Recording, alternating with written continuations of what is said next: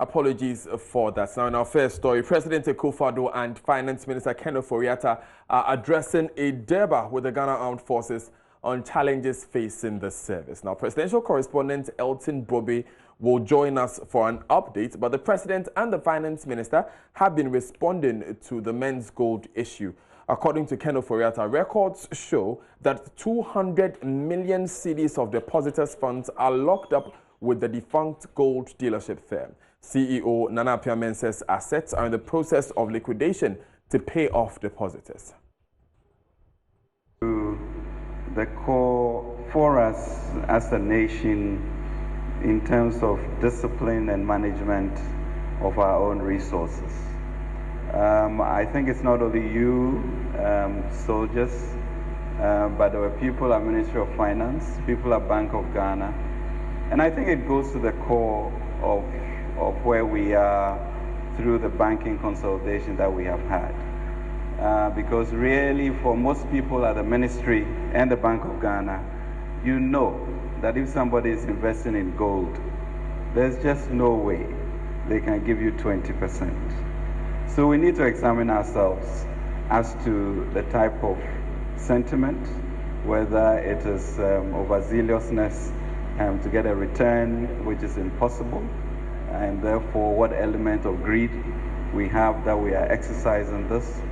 And when a company does not have a license to do something and you choose to go there, I think it's an issue that we need to contend with. So I think we have come up with a realization that maybe over 200 million and change is outstanding.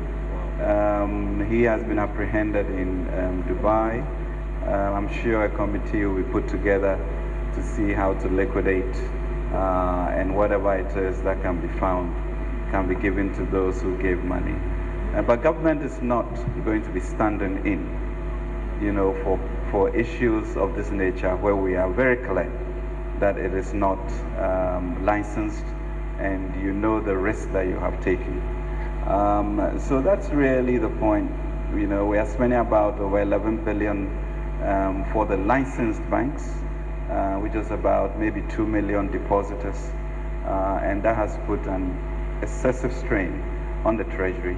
But I think the banking sector is stronger for it and better capitalized, and we'll go forward, you know, as a nation, be more responsible of the way in which we spend our monies.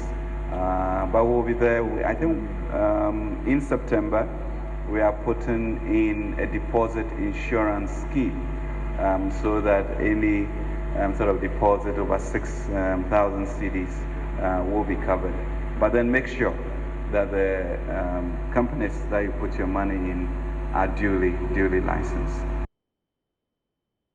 Elton Brobe joins us now. Elton, what else has come up at the debate? Well, so Daniel, President only took 3 questions. Elton, we can hardly hear you now. Can you reposition yourself so we begin again? We're asking the other issues that came up as the debate. Right, and I was saying that only 3 questions were taken by the President. The first one had to do with medical insurance for civilian employees of the Ghana Armed Forces, and then whether government has any plans to set up a special unit in the Ghana Armed Forces.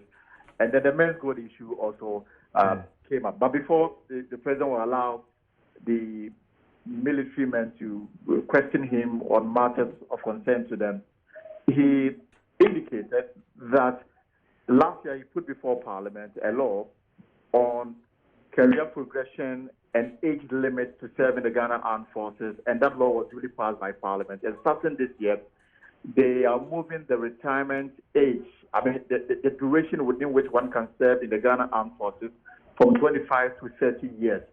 But there's also a voluntary retirement for those who wish to leave their service, within this particular period. This particular law will start operation this year. He also spoke about measures undertaken by his government to improve on the infrastructure, development within the Ghana Armed Forces, and then providing them with the requisite tools and equipment to make them more efficient in their jobs. Elton, we understand some issues of vehicle presentation came up. Yeah, and then, I mean, that was actually the main event before the Deba itself. President Akufo, according to him, in September last year, made a pledge to restore the Ghana Armed Forces with some vehicles. So this morning he went there.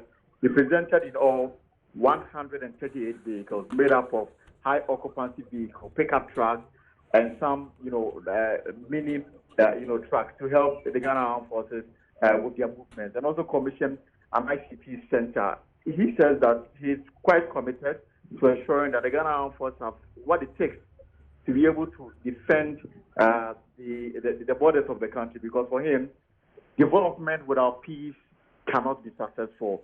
So a successful nation can only thrive in an atmosphere of fear. That can only be provided with very efficient and resolute armed forces.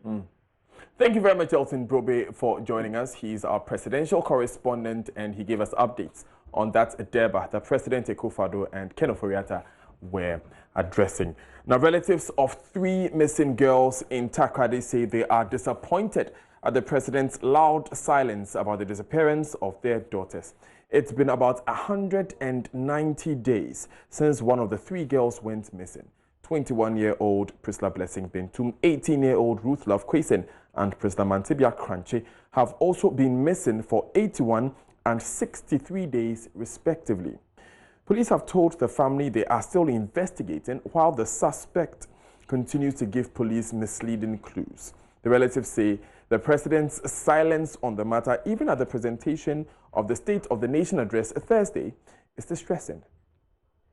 Us anything. It's like they are joking with us. We don't know what is going on. Not a word from any of them. The gender minister, not even a call, not even a message. It's another trying to tell us that what is going on. He hasn't no idea, like he hasn't heard anything or what. Maybe she wants to see blood. She wants to see maybe serious demonstration, like we will start to spoil things at the police station. Or maybe she wants to see that before he will react.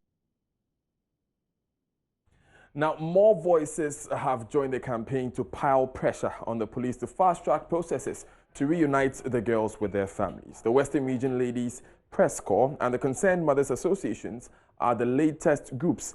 Nanajua Entiahagen is a member of the Ladies Press Corps. Good morning. We just want to tell the families that they are no longer. They have the whole of the Takoradi and Cancer Road community behind them. They have the whole of the city, the Takoradi Metropolitan Assembly of Metropolis behind them. And then they have the entire Western region. They have the women in the media and mothers in the region with them. So they are no longer alone. Their voices can now go far because we've added our voices to them. Because from August 2018 till today, February, the first victim, Priscilla Blessing, she has been missing for almost 189 days. That is very worrying. We don't know how far the families can cry before they can get to them. So that is why we are doing this, adding our voices to the families, for them to feel belong, for them to feel loved, that they live in a society which cares for them and people who believe and trust the system. And so we are only adding our voices to the powers that be, that indeed the people are no longer alone. So they should do whatever it is to be done to ensure that these ladies or these victims reunite with their families. Basically that. Yes, I understand that you are calling for the police, the minister to expedite action because the gender minister said these girls are alive, but we've still not seen where they are. Can you tell us about that? Yeah, so we are telling them that we are not taking the various assurances state officials and public state institutions have, like the police. We know the National CID boss has been here, the gender minister has been here, the member of parliament for the area has also been there to talk to them. We are saying that all the assurances they've given us, we are not taking it with a pinch of salt, but we are keeping our fingers crossed, hoping beyond hope that everything or every assurance they have given us, they mean it, and so they are doing everything that they can in their power to bring the girls back. So that is all. We just want to tell them that it is no longer the family, but an entire community, an entire metropolis, an entire region, and to a larger extent, an entire nation. how far do you estimate to go with this demonstration? We are going all the way till we get the day we get some kind of tangible information. Leader of the group, Josephine Amos, presented the petition to a representative of the regional minister.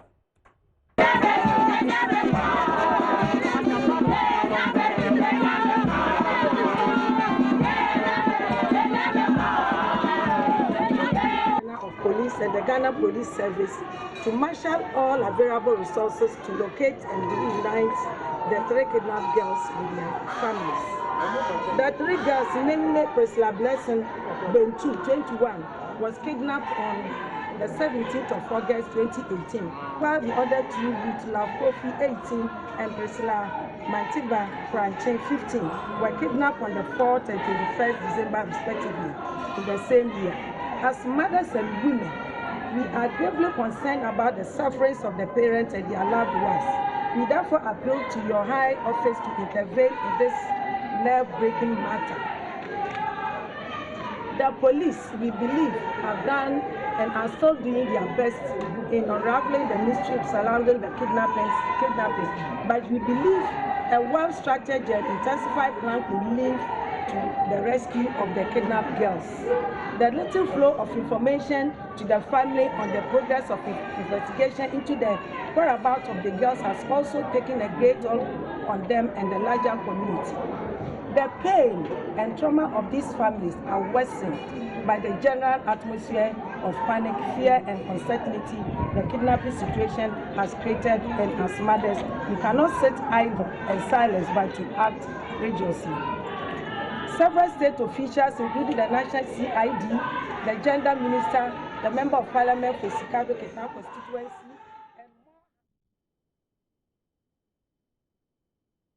and we, of course, at Joy News and the Multimedia Group are part of this campaign, Bring Back Our Tardy Girls. If you see something, say something. In other stories, the opposition National Democratic Congress, NDC, will go to the polls in less than 24 hours to conduct its presidential primary to elect a candidate to lead the party into the 2020 elections. So far, 7 candidates are contesting for the slot, with former President John Mahama, former UPSA Rector Professor Joshua Alabi, former Trades Minister Ekospio Gabra, and Guzi Tano, among others. Majority of the candidates petitioned the National Executive Council of the NDC to reduce the cost of filing fees, but the General Secretary of the party, Johnson Esiedun Ketia, defended the party's decision to charge 400,000 Ghana cedis as filing fees, explaining the party intends to use the monies to organize the presidential primaries. Listen to him defend the decision last November. Mobilizing close to 300,000 delegates. Precisely, it will be about 275,000 thereabout delegates at constituency centers. Okay. The least you will be spending in this mobilization, just moving them from their places to the constituency centers, will be 3 million. 3 million cedis. Even if you are very, very prudent, with the most prudent figures. Okay. You need to mobilize them to these centers and feed them. If you add feeding, you are getting somewhere beyond 4 million. Then you come to the election. What goes into the election? First of all, we will do printing of ballot papers for the whole country. It comes with a cost. That cost is not determined by the national executive. It is determined by the state of the economy and what they will be charging you. Apart from that, you need to engage the Electoral Commission and pay them for conducting and supervising the election throughout the country.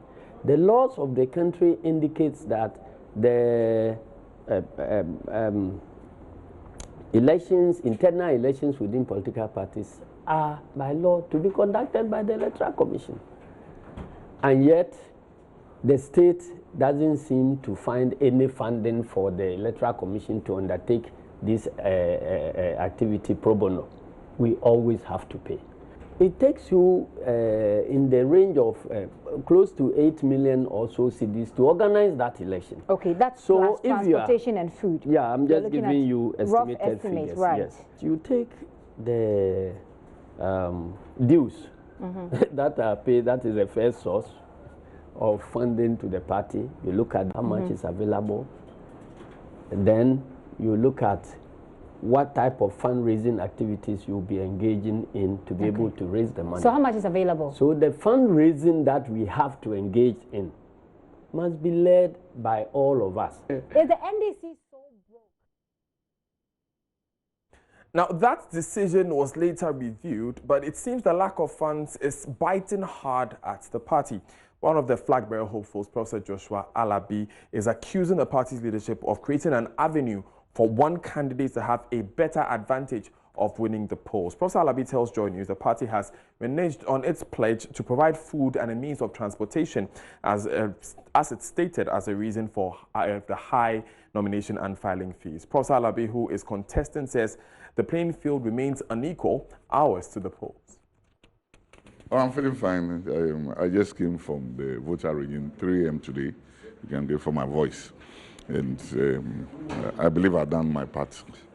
And the rest is the God Almighty who ordained things. But I'm feeling very fine. Yeah. Months back, when you spoke about your intention to contest, you seemed very confident. Let me ask again, are you still as confident as you were now that you've gone around the country to interact with the many NDC members who are supposed to vote? I'm very, very confident. I'm a very confident chap. When I take up an assignment, I take it to the end. And having gone around the country, and there's our reception and love and care from the delegates, I'm very confident that I will make it. I'll make it here. In terms of the organization for tomorrow, there are a number of directives that the police service has come out with. One of them has to do with, they are saying that the police will be in charge of security. They don't want to allow motor riders close to the station in itself. Or the arrangement-wise, is your camp satisfied that the playing field is equal assistance? In terms of security, if the police takes over and they take over the way they've said, I think we'll have a very good relation. We want to have something that will be very unique to all of us in this country. And I'm happy that the police have decided to take over the security. And I'm taking this opportunity to advise our people also to stay away from there and allow the state security to do their job and do their job very well.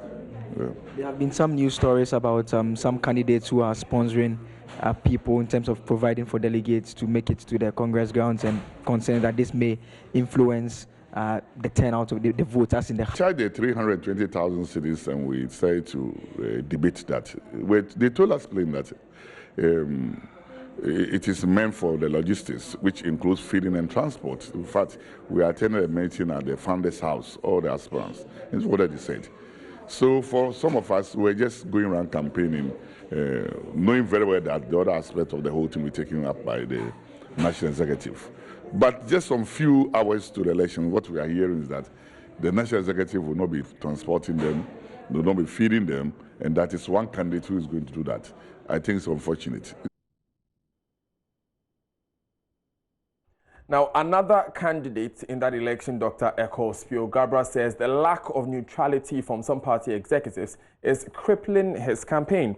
He says some aspirants are unable to follow a regular schedule because regional and constituency executives are reluctant to cooperate with them. He says, and he alleges that some party executives are even demanding money to organize party members visiting aspirants. Dr. Eko Spio-Gabra spoke to the media when he was rounding up his campaign in the Ashanti region.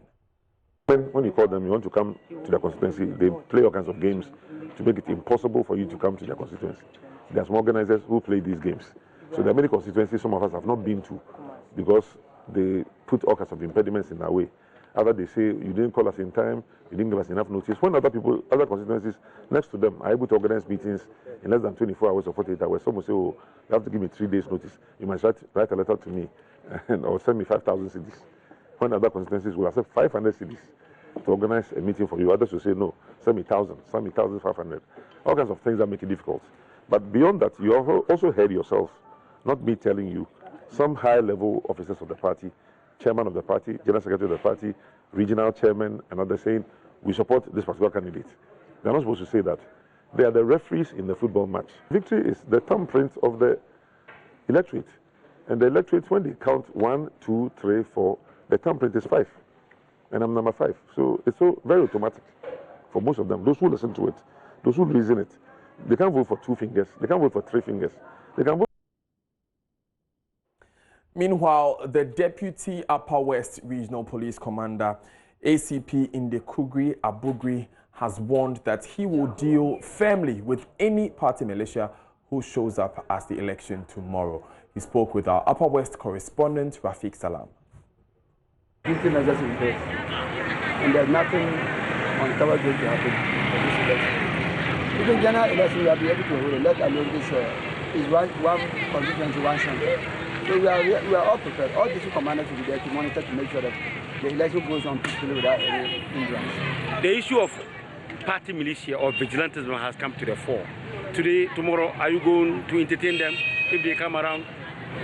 That one, I will just assure them that nobody should dare come to the police station to do that thing. If anyone should dare me, I will dare that person. I'm more than well prepared. And I'm going to go down all the stations to ensure that at least the absence or elimination of any vigilantism or whatever. I can assure you that nothing happened. Plans are far advanced as well as security is concerned.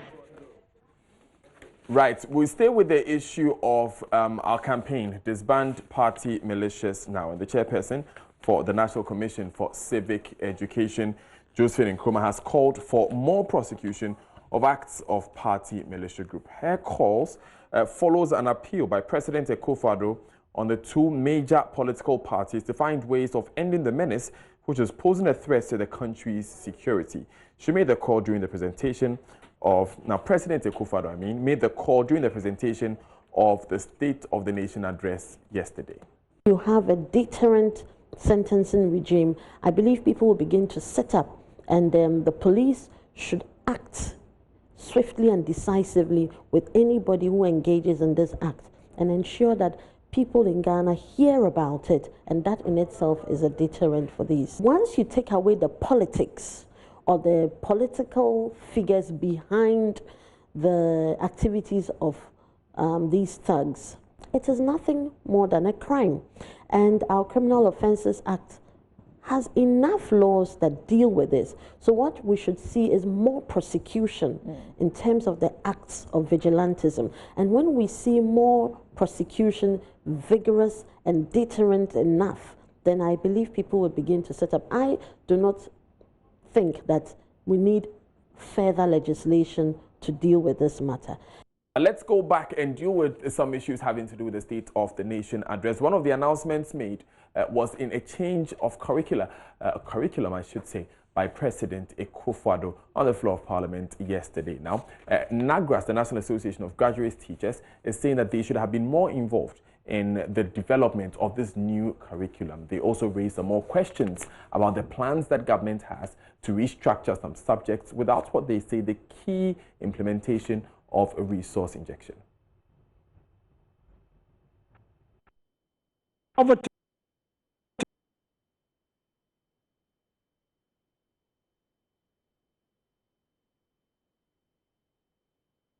This should not be an excuse for any Ghanaian child not to reach their full potential.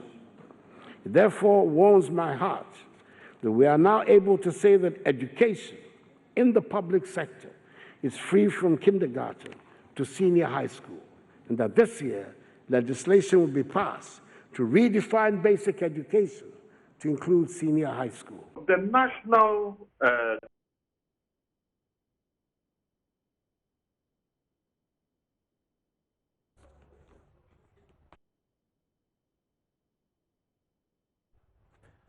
That was President Akufo-Addo making that announcement on the floor of Parliament yesterday during the State of the Nation address. Now, this curriculum change will affect all students from Class 6 upwards, or pupils from Class 6 upwards, I should say. The president of NAGRAT, Angel Carbonu, has this to say about government's plans. The National Curriculum Authority reviews the curriculum every 10 years. You review the curriculum with stakeholders. The question is, who are the stakeholders? The stakeholders are the managers of education and the practitioners of education. Because when you come up with a curriculum design that I am not attuned to, the implementation of that new curriculum will be done by the teacher. What is the level of consultation? When my vice president explained yesterday that we have not been consulted, I realized that the secretary to the ministry is saying that we're consulted. Look, when we talk about consultation, we talk about participating in the curriculum development and design. It is not a question of assembling me and somebody to come and tell me this is what you have done. That is not consultation. People should check the definition of consultation from the dictionary. Consultation is not to assemble me and to give me information. To consult me is to get my input in the development of the curriculum. And let's ask ourselves whether that was done or that was not done. So live on Joy News today with me, Daniel Dazi. We take you back to that earlier story of the Mokola Mall fire. Speaking now is Mohammed Ejay Soa, who confirms that police is yet to extract all the smoke in the basement where the fire occurred. Yes, and that's what the fire service team is doing. They are using, gas and then masks, and then they will go and then they have salvaged some of their items, but the focus now is on how to make sure that the smoke is extracted. We don't get a lot more smoke because it's also a bit dangerous to be using the mask to go and come. They've gone there like 4 times, and when they come out from there, you could see that people are also gasping for breath. Okay, talking about the informal markets, to what extent the AMA enforcing safety practices in our markets? In fact, in all the markets, we have security men at the market. We also have electricians at the market. But there are instances where people might have also connected, illegally or something that we don't know. So we work closely with the electricity company of Ghana because that's their mandate to be able to do some of these things. And then we are able to make sure that if there are problems of that nature, we deal with it over there. But I'm saying that most of those informal markets are wooden structures. So in case of fire like this, it spreads fast. This is concrete. So it's confined within that only one shop.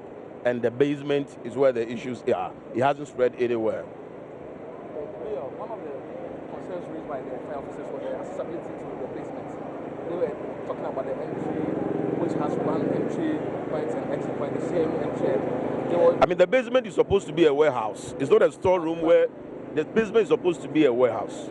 It's not a storeroom where people will go there and come back to go and buy. The shop is at the top floor, but it's a basement. A basement is a warehouse, so you don't have multiple entries to a basement. That's not the way we do it. Right. Still live on Joy News today with me, Daniel Dazi. We'll be back after these messages.